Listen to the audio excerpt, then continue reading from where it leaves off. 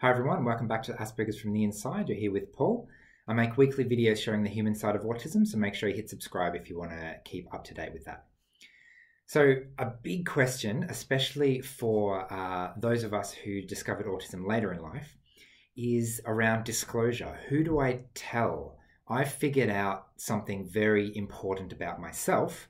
Do I tell my friends? Do I tell my family? Do I tell my boss at work? All of these questions are quite challenging sometimes. So today I want to focus on higher education. That is disclosing to universities, colleges, things like that. So I have just recently enrolled in a coaching course for next year so that I can be officially accredited with the International Coaching Federation. As some of you know, I do a lot of relationship and emotional intelligence coaching for both adults on the spectrum and their partners who want to understand a little bit more about how autism sort of plays a role in their partner and their relationship. So when I had to do this enrollment form just recently, there was a box, right? Pretty standard form, previous education, phone number, email address, and then there was this other box, and it said impairments that we should know about. And I was forced to think of, what do I want to write in that box? Do I consider autism to be an impairment for me? I do have impairments. Do I what do I actually do with that? So I'll tell you what I ended up doing a little bit later. But I guess what's more important for this video are the questions and the process that I had to go through to think, what do I actually want out of disclosing to this institution, essentially?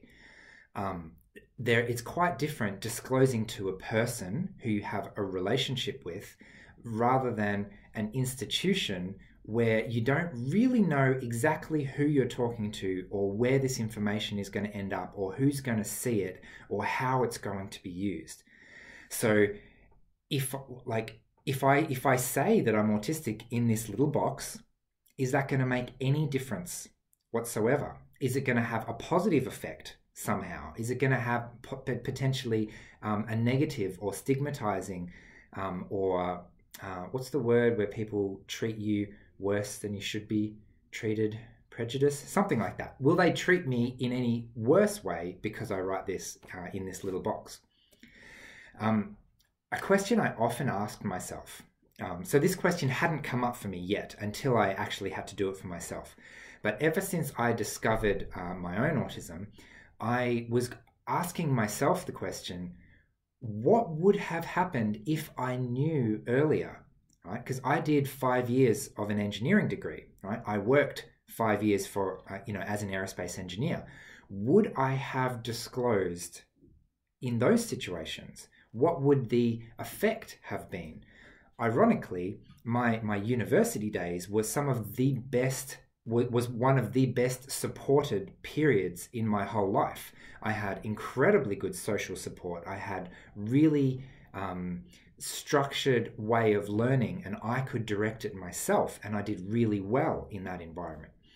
So in hindsight, would I have disclosed anything to my university that would have been helpful? And I'm not really sure what the answer to that question is. So in this case, it became very real and I had to make a decision. I'm very public with disclosing to the internet, high internet, and I speak to my friends and family and everyone in my life knows about my work and knows that I realized I was on the spectrum a few years ago. If I put it on this form, how are they going to treat it? And so I actually talked to somebody over the phone and I asked them, what kind of thing should I put in this box of impairments? And his answer wasn't particularly helpful, particularly enlightening.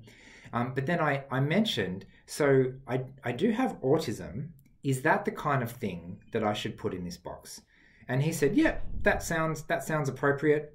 And he didn't really seem too fussed either way around that. So again, I wasn't getting much guidance. I had to make the decision for myself. So what I ended up doing is I reasoned to myself that using the word autism would probably not be very helpful for somebody who doesn't know what autism is. So I did not write autism in that box, even though I had already disclosed verbally over the phone to one of the course coordinators. What I did do, however, is I wrote a couple of really specific things that can help me to study that I thought were relevant.